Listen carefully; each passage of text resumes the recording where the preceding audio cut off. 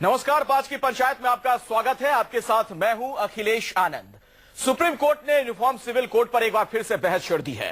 Court ने मनमाने ढंग से दिए जाने वाले तलाक और पहली शादी के दौरान ही की जाने वाली दूसरी शादी से मुस्लिम महिलाओं के साथ होने वाले भेदभाव पर चिंता जताई है।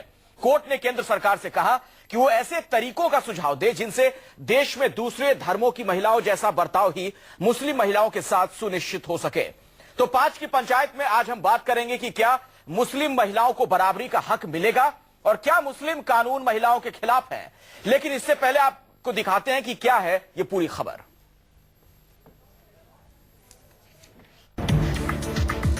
सुप्रीम कोर्ट ने मुस्लिम पर्सनल लॉ बोर्ड के कानूनों की समीक्षा करने का फैसला किया है।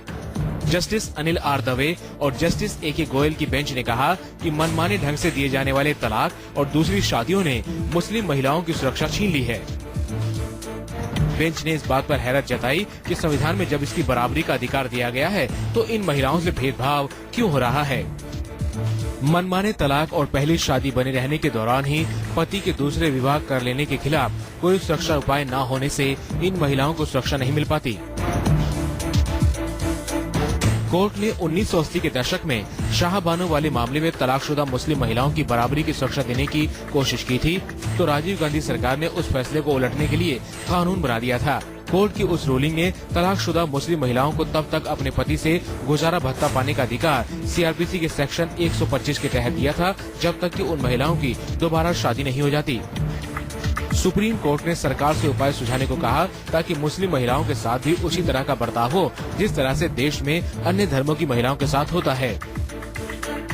ये जो इशू आगे बढ़ा है, ये एग्जामिन करने का इनको पावर नहीं है, पार्लियामेंट को पावर है।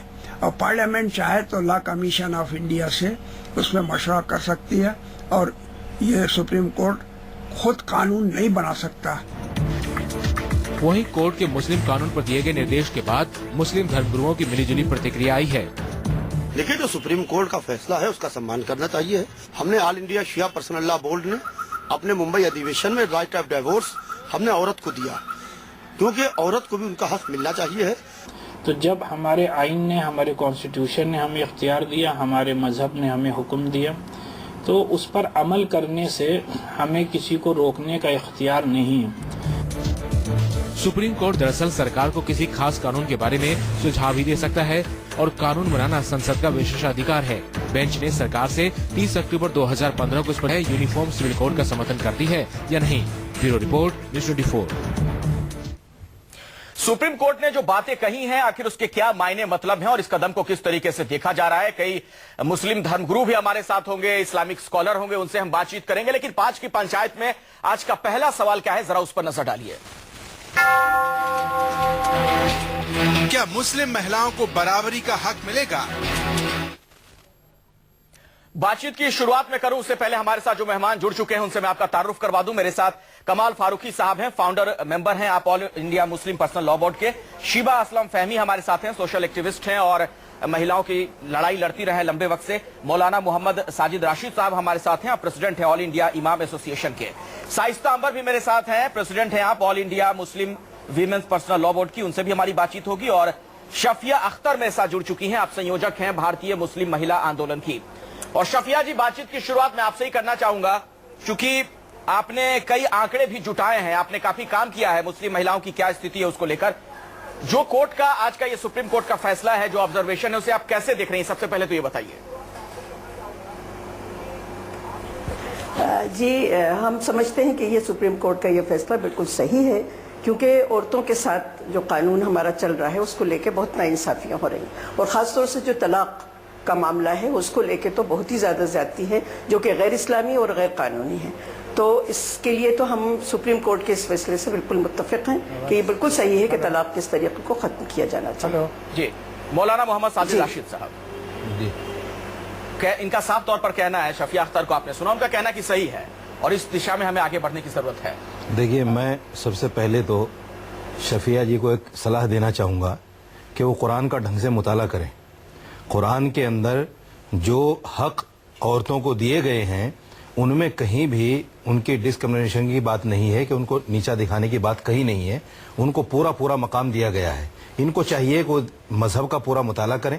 دوسری یہ ہے کہ ہمارا ایک قانون ہے, ایک لا ہے مذہب کے نام پر جس کو ہم قرآن کہتے ہیں. آپ بدلاؤ نہیں قرآن کے اندر کوئی بدلاؤ کسی طرح سے نہیں ہو سکتا, بالکل بدلاؤ اس میں نہیں ہو سکتا, ایک حرف بدلا نہیں جا سکتا. جواب دینا چاہوں گی. کی بات یہ ہے کہ مدعے کو شروع سے ہی بھٹکانے کی کوشش ہو رہی ہے کہ قرآن کا ٹھیک سے وہ ریسرچ کریں, قرآن کی اسٹڈی کریں. ارے قرآن کی اسٹڈی مسلمان مولانا کریں, ان کو نہیں پتا ہے کیا قرآن ناانصافی کرے گا عورتوں کے ساتھ میں؟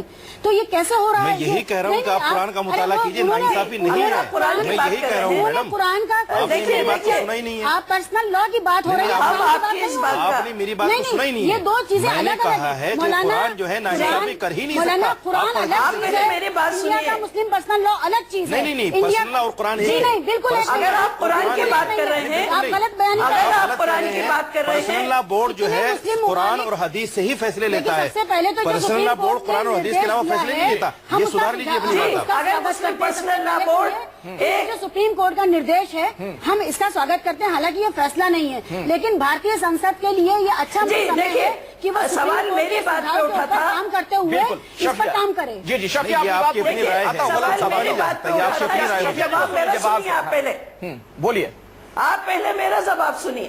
بولیے. سوال میری بات پہ اٹھا ہے, اس لیے پہلے میری بات سننا پڑے گی. اگر آپ کہتے ہیں کہ قرآن کا مطالعہ کریں تو قرآن کہتا ہے وَلَهُنَّ مِثْلُ الَّذِي عَلَيْهِنَّ, یعنی عورتوں کے بھی مردوں کے اوپر اتنے ہی حق ہیں جتنے عورتوں کے وہ آدمیوں کے عورتوں کے اوپر. تو جب ہمارا قرآن برابری کا ادھیکار دے رہا ہے, اور جہاں تک طلاق کی بات ہے, سورہ نساء کی آپ سورہ وقر کی آیت نمبر 229 آپ پڑھیے, جس میں طلاق احسن کا طریقہ بتایا گیا ہے. طلاق میں کہیں بھی اس طرح کی طلاق کا طریقہ نہیں بتایا گیا ہے جو ہماری سوسائٹی میں رائج ہے. اس میں سپریم کورٹ کو دخل اندازی کی بات کہاں سے آ گئی میڈم؟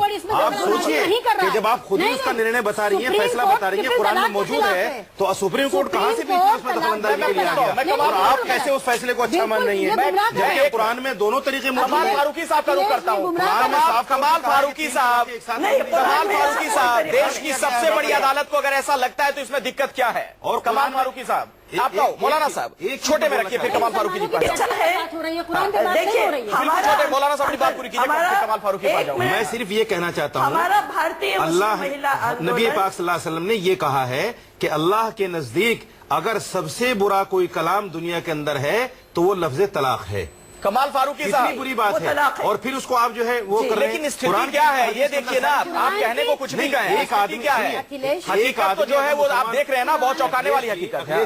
ایک آدمی اگر مسلمان ہو کر شراب پیتا ہے, ایک آدمی اگر مسلمان ہو کر زنا کرتا ہے, تو قرآن اور حدیث اور پرسنل اس میں کیا کرے گا؟ کمال فاروقی صاحب ایک منٹ آتا ہوں شیبہ جی آپ کے پاس. کمال فاروقی صاحب, ایسے میں مسلم مہیلاؤں کو برابری کا حق بھلا کیسے ملے گا؟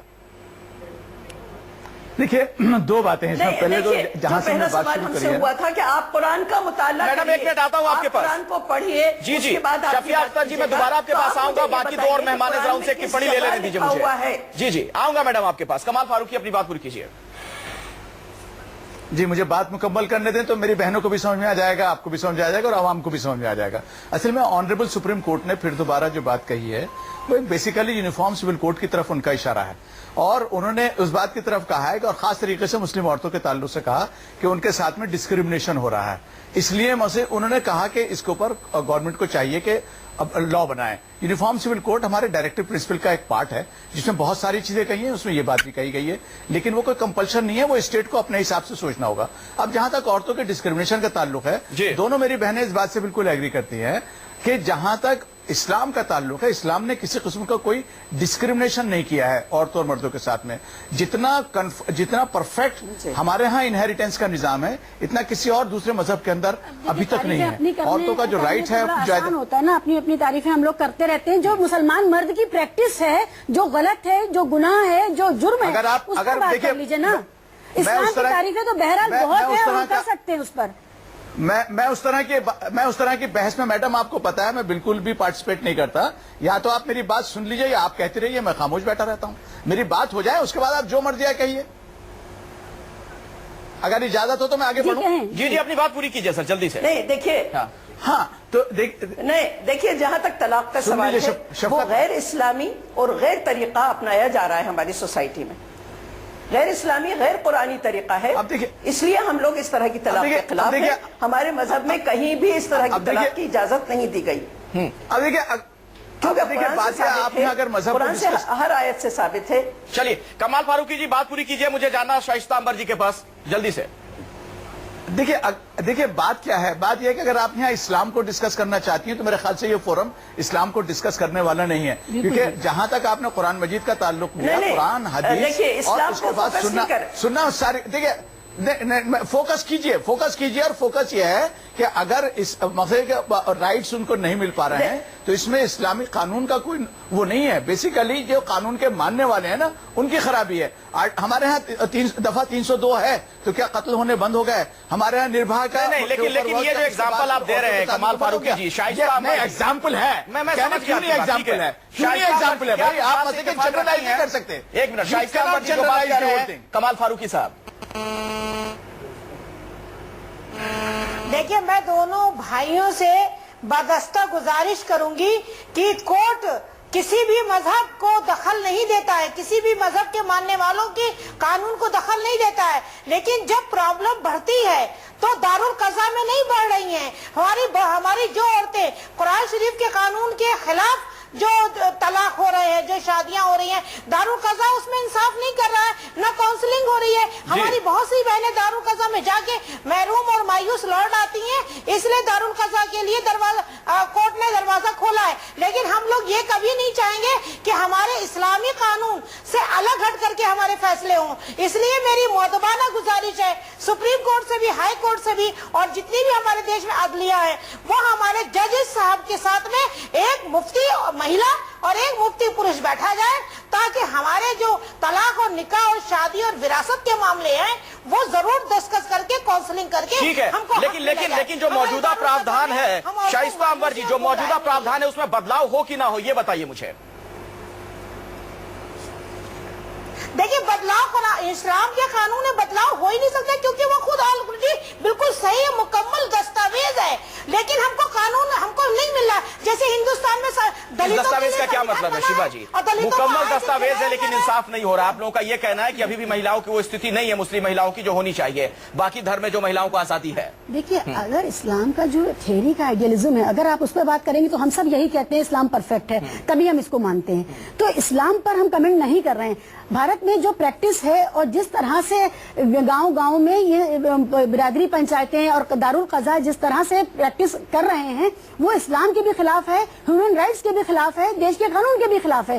ہمیں اس سے پریشانی ہے, ہمیں اسلامک قانون پر ہم بات کر ہی نہیں رہے. جو بھارت میں مسلم پرسنل لا ہے وہ اسلامی قانون نہیں ہے, وہ انگریزوں نے سب سے پہلے بنایا تھا 1930s میں, اور اس کے بعد بھارت سرکار نے اس کو ایز اٹ از لیا. اس میں 2 بار امینڈمنٹ ہوا ہے صرف. جو 1986 کا لاسٹ امینڈمنٹ ہے اس کو وہ بھی بھارتی پارلیمنٹ نے کیا تھا. تو یہ جو قانون بھارتی پارلیمنٹ بنائے گی اس پر اگر دوبارہ نظر ڈالنے کی ضرورت پڑے گی تو بھارتی پارلیمنٹ ہی ڈالے گی. تو اب بھارتی سنسد کا یہ دائتو ہے, جبکہ مسلمان عورتیں بھی کہہ رہی ہیں, جبکہ چیف جسٹس بھی کہہ رہے ہیں, جبکہ بہت سارے ججز ہائی کورٹ کے بھی کہہ چکے ہیں. تو ایک پیڑت پکش کی بات سنی جائے. کیوں بات سننے سے کیا اعتراض ہے مولانا راشد؟ بات تو سنیے کم سے کم. آپ سیدھے کہہ رہے ہیں کہ ایک حرف نہیں بدلا جائے گا, اس کا کیا مطلب ہے؟ بات سننے سے کوئی انکار نہیں کر رہا ہے. یہ جہاں سے مدعا اٹھ رہا ہے اور جس مدعے کو جس طرف لے جایا جا رہا ہے یہ بالکل غلط ہے. بات اصل یہ ہے, انہوں نے بھی مانا ہے اور شفیع جی نے بھی مانا ہے کہ قرآن میں صاف طور سے لکھا ہوا ہے کہ طلاق 3 نہیں دینی چاہیے. طلاق کا ایک طریقہ بتایا گیا ہے اور طلاق کو سب سے برا لفظ بھی کہا گیا ہے دین کے اندر, شریعت کے اندر. میں یہ کہنا چاہتا ہوں کہ سپریم کورٹ نے آج یہ جو کہا ہے کہ بھئی اس پر دیکھا جائے, اس کو بدلا جائے یا سوچا جائے اس پر. آپ اپنے یہاں دیکھیے, ہندو عورت جو ہے پہلے ستی ہو جایا کرتی تھی.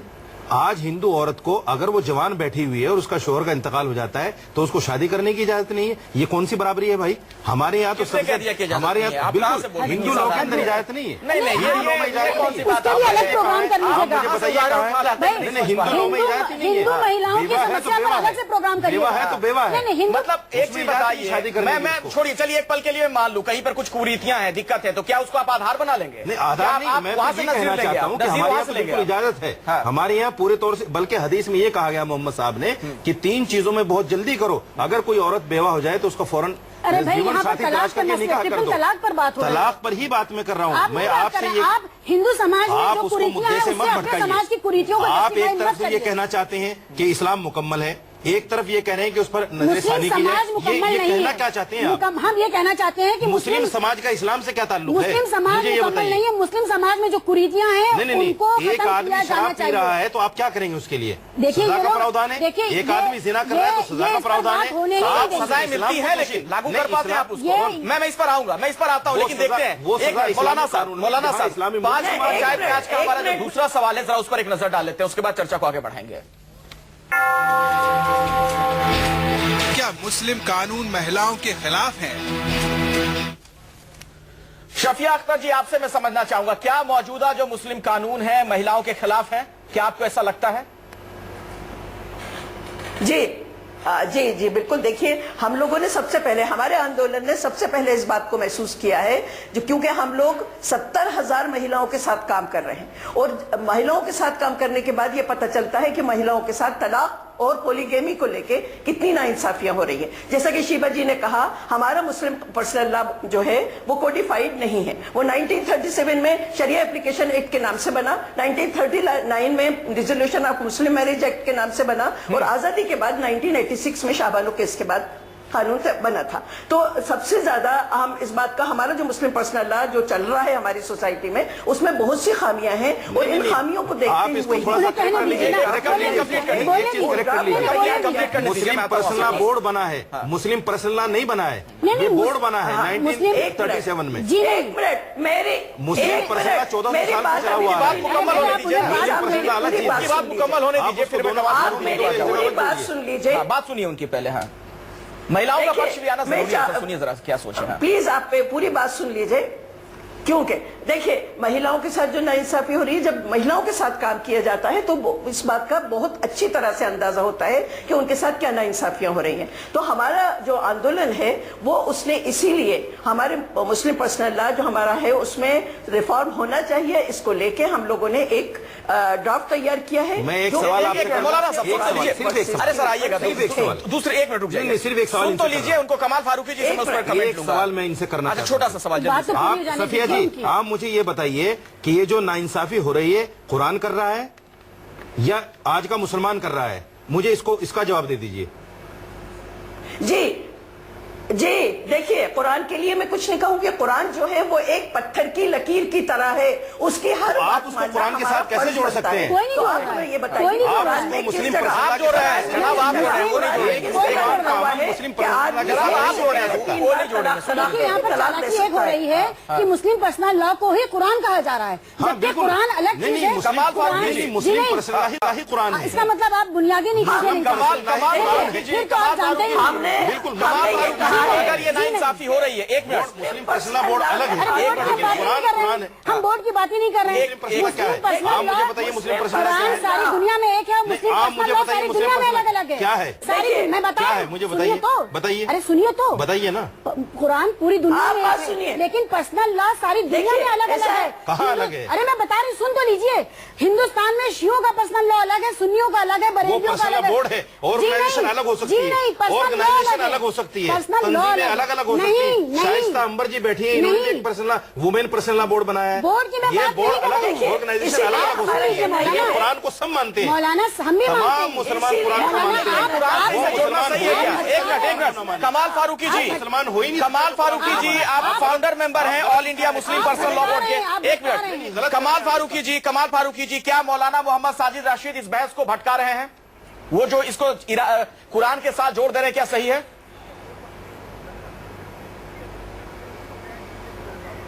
कमाल फारूकी जी, आपसे सवाल है। शायद कोई तकनीकी खामी आ गई है। यही सवाल मेरा शाइस्ता अंबर जी आपसे है।